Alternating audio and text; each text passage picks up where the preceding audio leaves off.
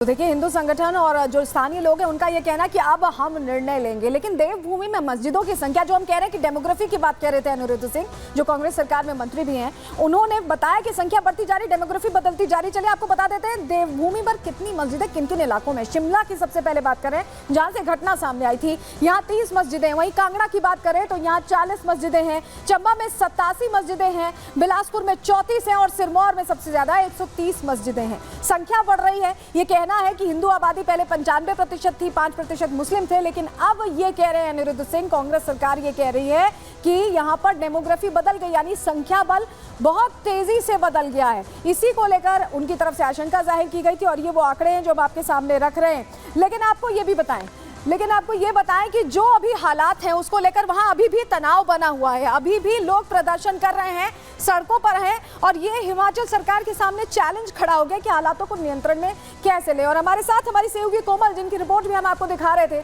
कोमल हमारे साथ सीधे जुड़ रही हैं, उनका रुख कर लेते हैं। कोमल, अभी क्या स्थिति, क्या अभी भी लोग सड़कों पर प्रदर्शन कर रहे हैं? क्या कहना उनका, जब तक कार्रवाई नहीं होगी तब तक क्या प्रदर्शन खत्म नहीं होंगे? बिल्कुल, देखिए संजौली की तस्वीर दिखाए थे, लेकिन कुसुम्पटी की बात करें तो वहाँ पे भी हालात कुछ ऐसे ही हैं। कुछ यहाँ पे लोग हैं, लेकिन सबसे पहले हम स्थानीय जो पार्षद है वो यहाँ पे हम उनसे बात करेंगे, क्योंकि ये लगातार आप लोग विरोध कर रहे हैं। अभी भी आपका कहना है कि कुछ लोग चूंकि आज भी नमाज की अदायगी के लिए आए थे, लेकिन जब विरोध आप लोगों ने किया तो वो गए हैं। जी मैम, बिल्कुल, जैसे कि आप लोगों को पता लग ही चुका है, जो ये प्रॉपर्टी है ये वक्फ बोर्ड की प्रॉपर्टी है, लेकिन इसे किसी मोमेडन जो फैमिली है, मुस्लिम समुदाय के लोगों ने 99 ईयर्स के लिए जो है लीज पर ली थी। उनका जो टाइम पीरियड था वो 2012 में ख़त्म हो गया, तो वो ये वापस ये जो प्रॉपर्टी है वक्फ बोर्ड के पास चली गई है। लेकिन उसके बावजूद भी यहाँ पर वह तरीके से जो है ये 2 मंजिला जो इन्होंने इमारत खड़ी कर दी है उसका हमारा विरोध है। और यहाँ पर जो है नमाज जो पढ़ी जाती है इसको मस्जिद का रूप इन्होंने दे दिया है। नमाज की अदायगी के लिए तो कुछ परेशानी भी होती है। बिल्कुल होती है। जब जैसे शाम को आएंगे जाएंगे तो बड़े उससे जाएंगे, अपना वो दिखाएंगे, ये बताते हैं कि हमारी प्रॉपर्टी है, हमारे को आप रोक नहीं सकते।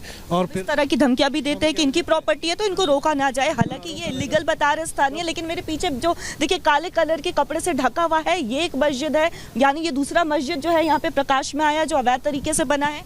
हाँ जी, ये जो मस्जिद है अवैध तरीके से बनाई गई है। इन्होंने अंदर कंस्ट्रक्शन की है, बाहर से सारे तरपाल लगाई गई है इसमें।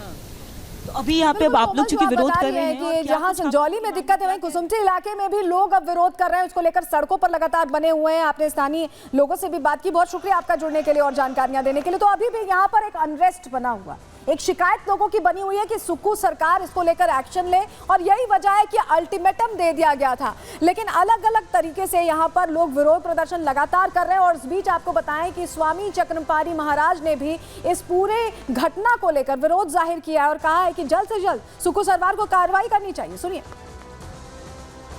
अवैध तो अवैध होता है, अवैध चाहे जब मंदिर अगर भी होता है तो अवैध तो मंदिरों को तुरंत तोड़ देती है सरकारें, लेकिन जो अवैध मस्जिद है, अवैध मदरसे हैं, रोड पे बीच में बन जाते हैं, उसको पे कोई कार्रवाई नहीं होती। अवैध तो अवैध है ना, जो अवैध तरीके से है उसके लिए चलो ठीक है गाइडलाइन के अंदर, लेकिन जब अवैध बुचड़ खाने हो, अवैध मस्जिद हो या अवैध चर्च हो या अवैध हिंदू धार्मिक स्थल हो तो स्वाभाविक है तोड़े जाना चाहिए। तो क्यों ही मस्जिद मुस्लिम तुष्टीकरण किया जा रहा है, मुझे आश्चर्य हो रहा है।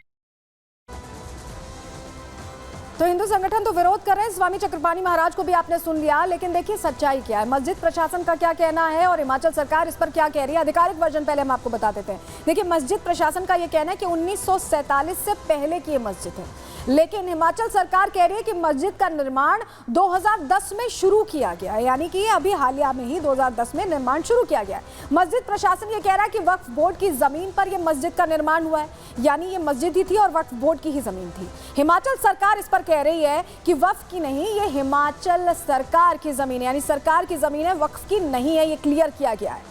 मस्जिद प्रशासन ये भी कह रहा है कि किसी कानून का उल्लंघन नहीं किया गया है, किसी कानून को धता नहीं बताया गया है। हिमाचल सरकार कह रही है कि एनजीटी के जो मानक हैं उसके खिलाफ इसका निर्माण हुआ है, यानी कि ये निर्माण गलत है, ये भी हिमाचल सरकार कहती नजर आ रही है। क्योंकि देखिए, यहाँ पर शिमला में 2.5 मंजिला इमारत की ही इजाजत है एनजीटी के नियमों के हिसाब से, और ये 4 मंजिला इमारत है जिसे खड़ा कर दिया गया है। लेकिन अनिरुद्ध सिंह जो यहाँ पर हिमाचल सरकार में मंत्री भी हैं जिन्होंने ये बात विधानसभा के अंदर रखी थी, उनसे भी हमने बात करने की कोशिश की।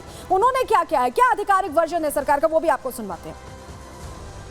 मस्जिद को लेके ही कहे तो आस पड़ोस में जो हिंदू महिलाएं हैं उनमें काफ़ी ज़्यादा डर है। उनका कहना है कि रोज़ाना 5 वक्त की नमाज़ पढ़ने करीब 400 से 500 की तादाद में लोग आते हैं और आपत्तिजनक टिप्पणी करते हैं उन पर। बात ये मंदिर और मस्जिद या अन्य धार्मिक स्थल की नहीं है, ये एक बिल्डिंग की बात है और हम इसीलिए जो है मुआयना करने आए, बिल्डिंग का मुआयना करने आए हैं। कोई इसमें मस्जिद जैसी मेरे को दिख तो रहा नहीं अभी कि कोई है, लेकिन बिल्डिंग का मुआयना करना चाहिए। इसकी जो कंप्लेंट्स आ रही हैं और इतना विवाद जो इतना बड़ा हुआ है, तो आज विक्रमादित्य जी जो यूटी मिनिस्टर हैं और मैं इसका सिर्फ डिरेक्शन करने आया कि कितनी ये बनी है, कितने मंजिल है, ताकि उसके ऊपर जो आगामी कार्रवाई क्या उचित होनी है कानूनी रूप से वो हो सके। सर क्या आगे कार्रवाई क्या करेंगे? और ये भी है कि शनिवार को देखिए सुनवाई होगी। एक पक्ष ये कह रहा है कि अगर ढहाया नहीं जाएगा तो बहुत बड़ा विरोध प्रदर्शन पूरे राज्य में देखने को मिलेगा। देखिए law will take its own course. Municipal corporation ने खुद ये माना है कि अवैध है। 6397 स्क्वायर फीट जो है ये नाजायज़ बनी है, वो खुद मान रहे हैं, तो उस पर जल्दी जो है कानून के दायरे में रह के हम लोग करेंगे। और वी विल ऑल्सो इंश्योर कि कोई लॉ एंड ऑर्डर प्रॉब्लम पूरी स्टेट में, शिमला में और पूरी स्टेट में कोई ना हो और सांप्रदायिक तो इसको कम्युनल रंग ना दिया जाए। बिल्डिंग ये तो हमारे सामने बिल्डिंग है, बिल्डिंग इज अ बिल्डिंग। तो हिमाचल प्रदेश के जो मुख्यमंत्री हैं सुखविंदर सिंह सुक्खू, उनका ये कहना है कि ये धर्मनिरपेक्ष देश है, राज्य है, लेकिन कानून के मुताबिक कार्रवाई तो होगी। सुनिए। जिस प्रकार शांतिपूर्वक प्रोटेस्ट हुआ, सरकार पूरी नज़र रखे हुए है और अभी मैं अधिकारियों को भी दिशा निर्देश दिए कि शांति बनाए रखनी है और जो भी आगे कानून के आधार पर जो भी कार्रवाई अगर करनी होगी हम उसको करेंगे। प्रोटेस्टर अगर इलीगल कंस्ट्रक्शन कह रहे हैं तो वो मामला मेरे ख्याल कोर्ट में चला है और कोर्ट उसमें जो भी इलीगल होगा या लीगल होगा उसका फैसला करेगा। लेकिन हमारा दायित्व जो है वो समुदायों के बीच शांति बनाए रखने का, और मुझे खुशी है कि इस प्रकार का कोई माहौल बिगाड़ने की कोशिश नहीं की।